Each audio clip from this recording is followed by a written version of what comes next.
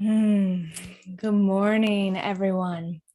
Welcome to the First Unitarian Society of Milwaukee's online worship service.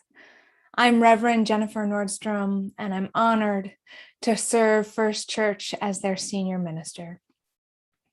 We welcome people of all genders, sexualities, ages, races, ethnicities, histories, and bodies.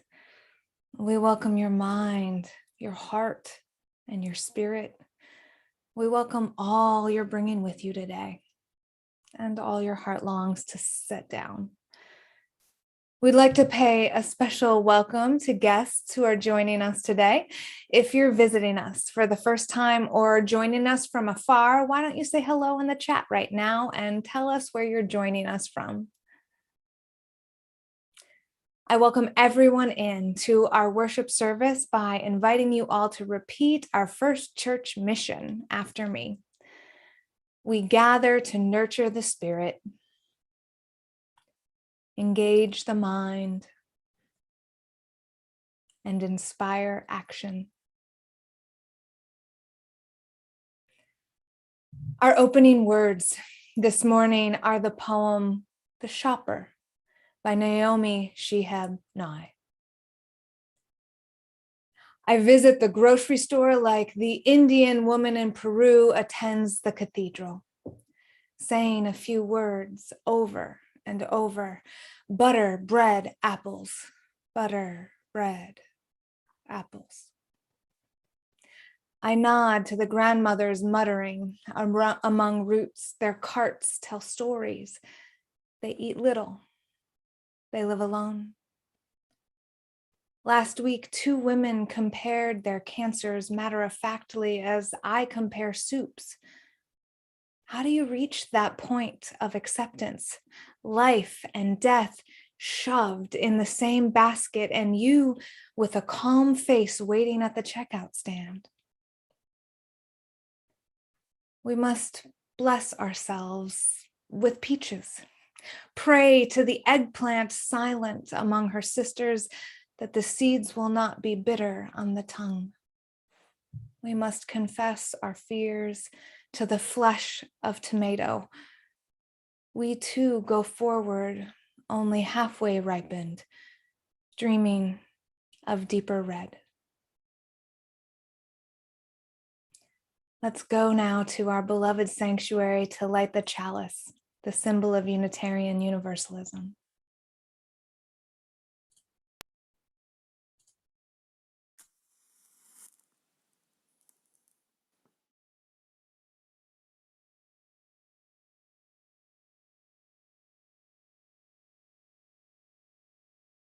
My name is Reverend Kimberly Tomchuk Carlson, and it is my honor to serve as your Minister of Religious Education.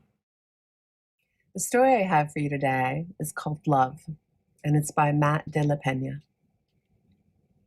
In the beginning, there is light, and 2 wide-eyed figures standing near the foot of your bed, and the sound of their voices is love. A cab driver plays softly on his radio while you bounce in the back seat with the bumps of the city, and everything smells new, and it smells like life. Love, too, is the smell of crashing waves and the train whistling in the distance, and each night the sky above your trailer turns the color of love. In a crowded concrete park, you toddle toward summer sprinklers, while older kids skip rope and run up the slide, and soon you too are running along with them, and the echo of your laughter is love. On the night the fire alarm blares, you're pulled from sleep and whisked into the street where a quiet old lady is pointing at the sky. Stars shine long after they've flamed out, she tells you, and the shine they shine with is love. But it's not only stars that flame out, you discover. It's summers too, and friendships, and people. One day you find your family nervously huddled around the TV, but when you ask what happened, they answer with silence and shift between you and the screen. In your dream that night, you are searching for a love that seems lost. You open and close drawers, lift cushions, empty old toy bins. You wake with a start in the arms of a loved one who bends to your ear and whispers, "It's okay, it's okay, it's love." In time, you learn to recognize a love overlooked, a love that wakes up at dawn and rides to work on the bus, a slice of burnt toast that tastes like love. And it's love in each deep crease of your grandfather's face as he lowers himself onto an overturned bucket to fish. And it's love in the rustling leaves of gnarled trees lined between flowered fields. And it's love in the made-up stories your uncles tell in the backyard between wild horseshoe throws. And the man in the rags outside the subway station plays love notes that lift into the sky like tiny beacons of light.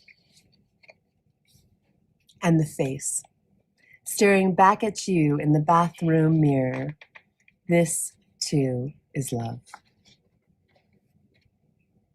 So when the time comes for you to set off on your own, heavy winds will sweep past your building and great gray clouds will congregate above. Your loved ones will stand there like puddles beneath the umbrellas, holding you tight and kissing you and wishing you luck. But it won't be luck that you leave with, because you'll have love. You'll have love, love, love. The end. Thank you, Kimberly, for that beautiful story. As we enter now into a time of meditation, which will be followed by silence, followed by the song Spirit of Life, I invite you to just get comfortable in your body, whatever that means to you. And maybe that means feeling your breath moving in and out of your lungs.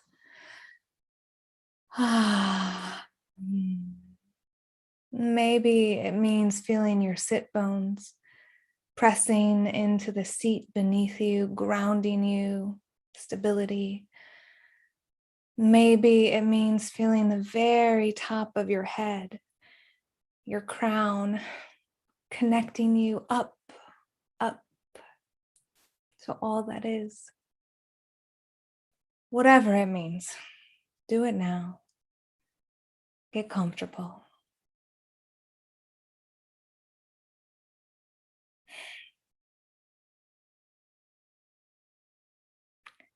Spirit of life and love, Holy One of our being and our becoming, that which is sacred within, among, and beyond us.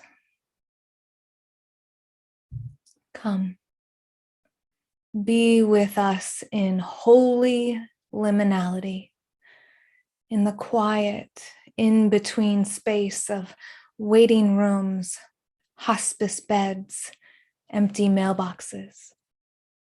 Float with us on the river that runs between what has been and what will be in that anxious, precious eye of the storm. Bring us the wisdom of waiting, the peace of surrender, and the strength to shape change, each in its own season. May we be held in ambiguity and muster the courage to love, even in liminality.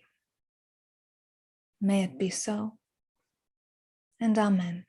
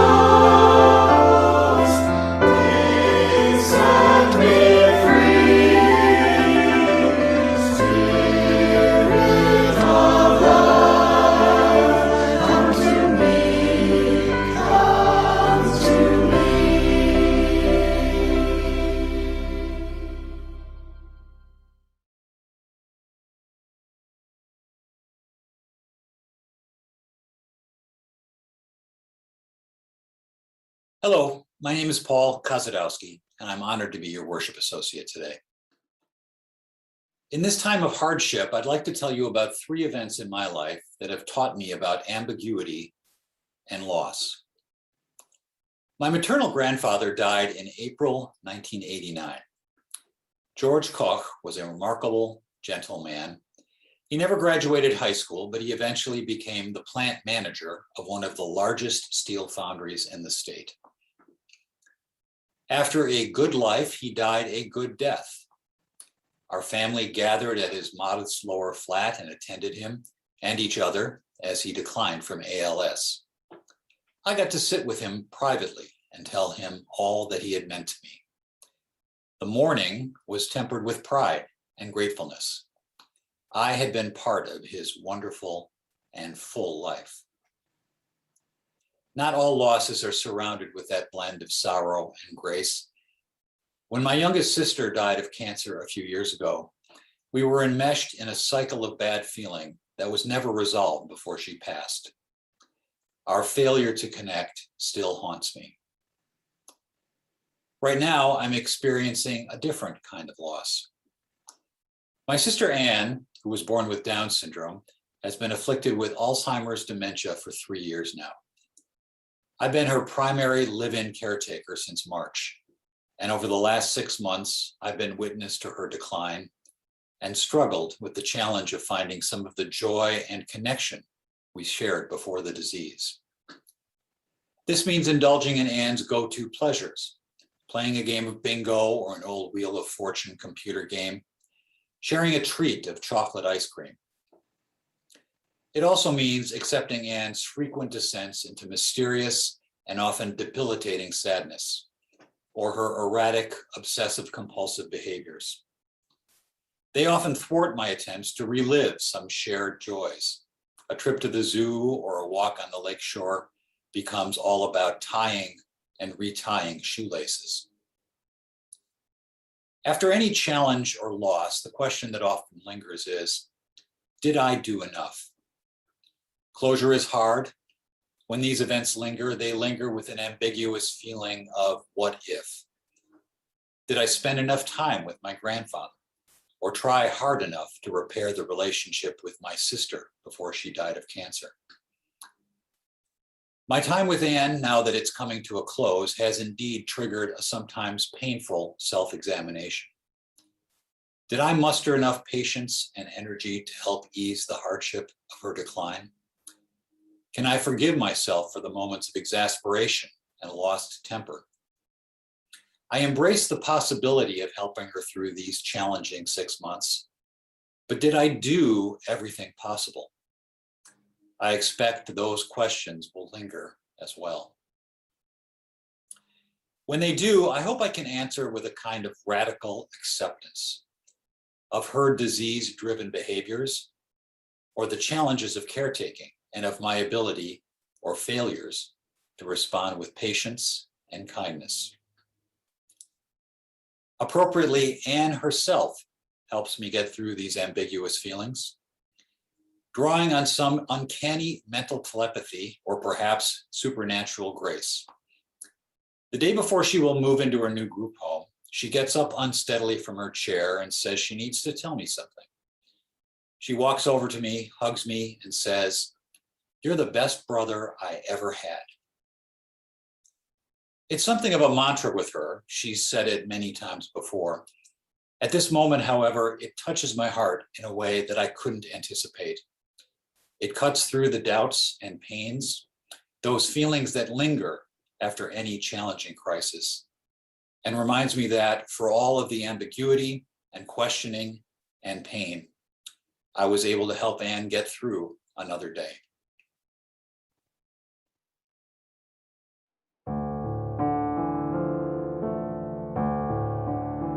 May I be filled with loving kindness. May I be well. May I be filled with loving kindness. May I be well.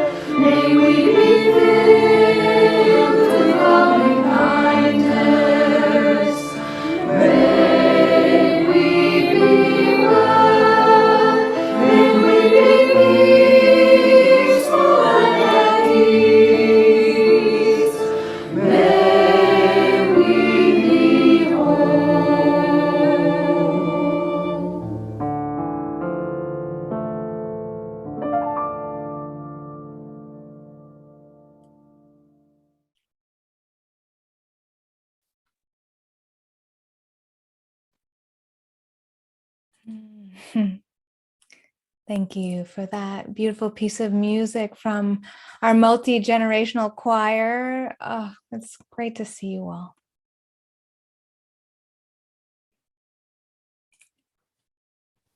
In the novel, This Tender Land, author William Kent Kruger tells the story of a young orphan trying to survive in the 1930s.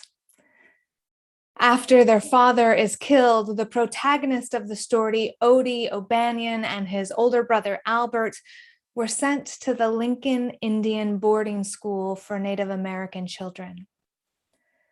Similar to real-life boarding schools, the children at Lincoln had been removed from their homes and sent to the boarding school to have their culture erased. Also, similar to real-life Native American boarding schools, the children at Lincoln are abused and depend on one another to survive the cruelties of the adults around them. Odie and Albert are the only white children at the school, ostensibly taken there because of proximity and need. And they experience how brutal the United States government's campaign to kill the Indian, save the man was on real human children. The novel includes many of the horrors we know happened in these US government-sponsored, religion-run boarding schools. Negligence, physical and sexual abuse, murder. The one adult in Odie's life who is kind to him is a teacher at the school named Mrs. Frost. She does her best to resist the worst of the school's cruelties and provide some shelter from the systems set up to harm the children. When Odie and his best friend Mose are sent to do the hot, itchy, painful work of threshing the wheat at the farm next door to the school, Mrs. Frost comes to pull them for another task. She feeds them, gives them lemonade, and lets them sit in the shade and play in the river. Then she tells them the most glorious news they've heard since their parents' deaths. She's planning on adopting Odie and his brother Albert and their best friend Mose and bringing them all to live with her and her young daughter Emmy on their farm. The boys are thrilled. Their hopes for home and safety and love and family finally coming true. But a few days later, a tornado hits, tearing up the land and homes in their small town and forcing the kids to run for shelter. Even though she got her young daughter into the cellar, Mrs. Frost is killed trying to save the animals. Her daughter, Emmy, is sent to live with the headmistress of the school, the most abusive adult around. Odie and Albert, Mose and Emmy decide to run away from this terrible place. They take a canoe and they flee on the Gilead River. As the four young people navigate down the river, they float in the dangerous, powerful space between what was and who they will become. Their past is gone, and while they had been living in systems that harmed them, even Odie admits there was a comforting regularity to it. They knew what to expect, and even when it was a bad they knew. Now out in the wilderness, Odie and his friends don't know what to expect, ever. And even though they hold out hope for something better, for belonging and for safety and for love and for home, sometimes what they encounter out in the wilderness is worse than what they knew before. Right now, we are all living in liminal space, floating between what was before and what is yet to come. And my goodness, many of us are so tired of it. It is too much uncertainty, too much change. Haven't we been floating in this in-between space long enough? It feels like forever. And I, for one, am so over it. Even though the before times of this pandemic had some of us squished in systemic oppression, whether that was being in the hamster wheel of underpaid jobs and rising expenses, or suffering from racism and white supremacy, or living queerly in straight space, or having bodies starting to function differently in a world designed for bodies that don't, or struggling isolated to raise children when it takes a whole village of care. At least we knew the rules of the old world. We knew how to navigate and compensate and deflect and push through, even when it was hard. We don't know what world is coming. Is it the beautiful dream of finally coming home to real belonging, to equity, to love and kindness? Or is it a world that is worse than what we knew before, where inequalities and divisions are more entrenched and suffering is greater? We don't know yet. And liminal space is a hard place to live.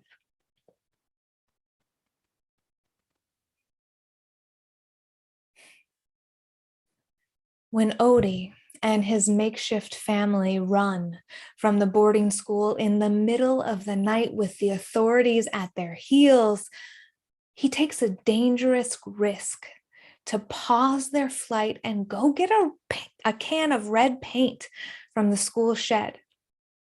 Odie risks his life and his freedom to climb the local water tower and paint in bright red, "God is a tornado." Later in the book, Odie's talking with a walking paradox of a man who's sometimes kind and sometimes cruel, who feeds the children chicken dinner, but also locks them in a shed, who laughs and dances with them and also threatens them. This is a man haunted by his own pain, but who also has moments of poignancy and wisdom. He tells Odie he's never been much of a churchgoer because you can't keep God penned up under one roof. "Ask me," the man says in the book, "God's right here. In the dirt, in the rain, the sky, the trees, the apples, the stars hidden in the cottonwoods, in you and in me too. It's all connected and it's all God." Sure, this is hard work, but it's good work because it's part of what connects us to this land, to this beautiful, tender land. Odie responds to him, "This land spawned a tornado that killed Emmy's mother. You call that tender?" "Tragic, that's what I call it," the man says. "But don't blame the land. The land's what it always been, and tornadoes have been part of that since the beginning. Drought, too, and grasshoppers and hail and wildfire and everything that's ever driven folks off or killed them. The land is what it is. God is what God is. You and me, we are what we are. None of it's perfect, Or hell, maybe it all is, and we're just not wise enough to see it.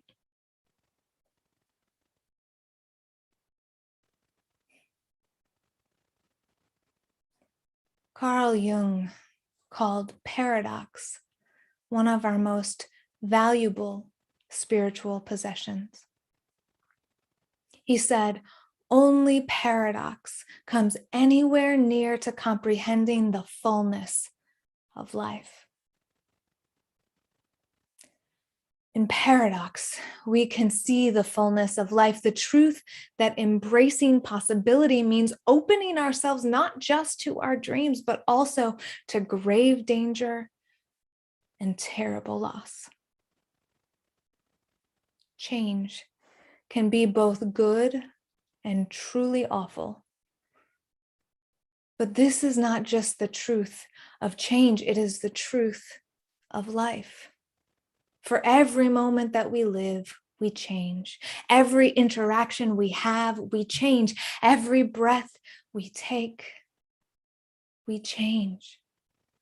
Change is both growth and death. It is living and dying simultaneously. It is the unfolding of life in which death is already embedded. Paradox is at the core of life and death, embedded in them and in their relationship to each other.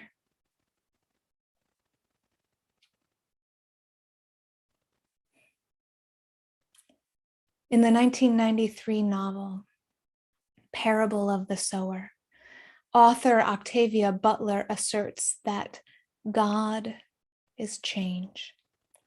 In her apocalyptic dystopia of the 2023 United States, where ecological, social, and biological crises combine, a young Black girl named Lauren Olamina writes a new moral code she calls Earthseed, the books of the living. The central tenet of Earthseed is that God is change, and while change cannot be avoided, it can be influenced. She writes, God is change. God is infinite, irresistible, inexorable, indifferent. God is trickster, teacher, chaos, clay. God is change. Beware, God exists to shape and to be shaped.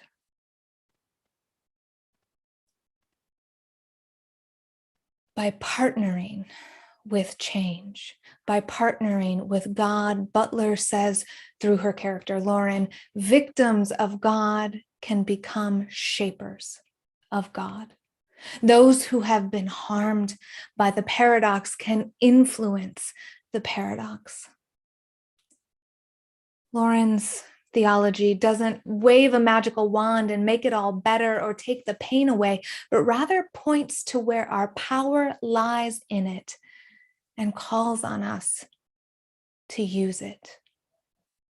We are part of the chaos and the clay of the world, and we can choose to add the measure of our lives to the scale on the side of love.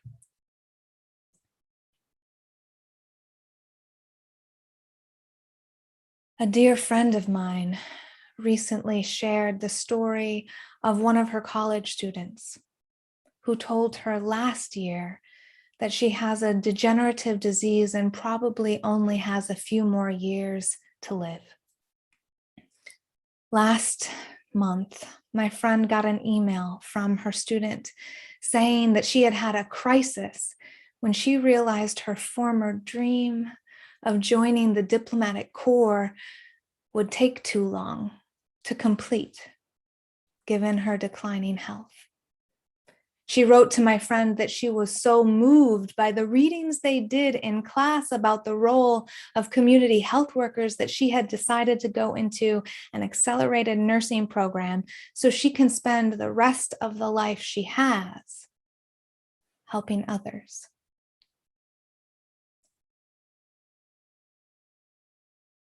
You place the measure of your life on the scale, on the side of love. You do the best you can with the time you're given, and you hope to love more, give more, create more good than any harm you've caused. This is the best we can do in this ambiguous paradox of a world, in this mortal world in mortal bodies, loving other mortals. As Matt de la Peña wrote in our story this morning, stars shine long after they've flamed out, and the shine they shine with is love. So let us love now, give now, create good now. In the waiting room of liminality, and in the end, which always comes too soon, let our lives be measured on the scale, on the side of love. May it be so, and amen.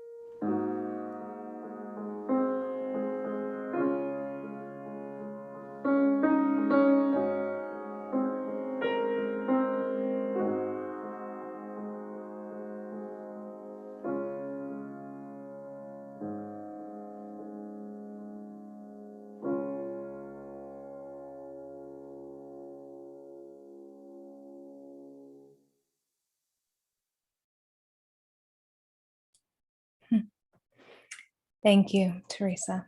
That was beautiful. And thank you, everyone, so much for your generosity.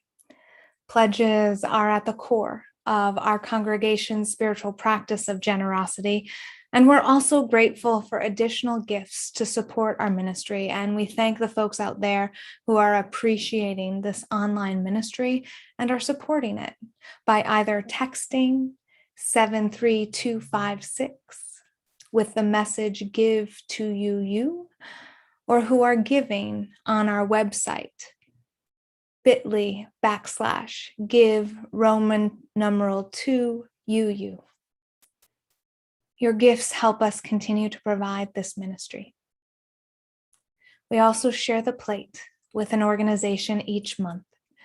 In September, our Share the Plate partner is the American Foundation for Suicide Prevention, which focuses on eliminating the loss of life from suicide through prevention programs, education on risk factors and warning signs, research and programs, and support for those who have lost someone to suicide. You can see all these options to donate on your screen now. They'll also live on in the YouTube comment section of this video after worship is over. So thank you for giving right now or for coming back later and making sure that you give. Your support keeps us and our community partners going. Thank you.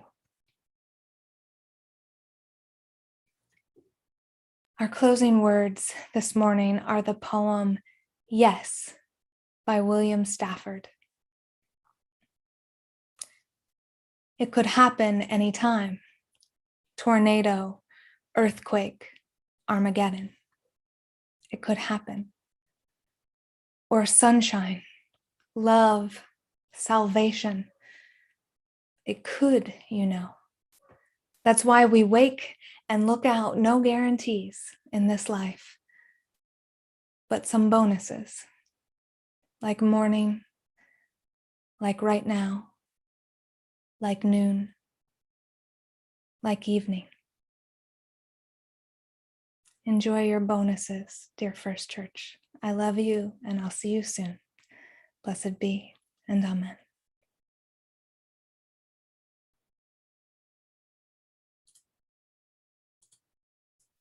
We are going, heaven knows where we are going. We know within, and we will get there. Heaven knows how we will get there, but we know we will. Whoa, yeah, yeah. Whoa, yeah, yeah. Whoa, yeah, yeah. Whoa, yeah, yeah. Whoa, yeah,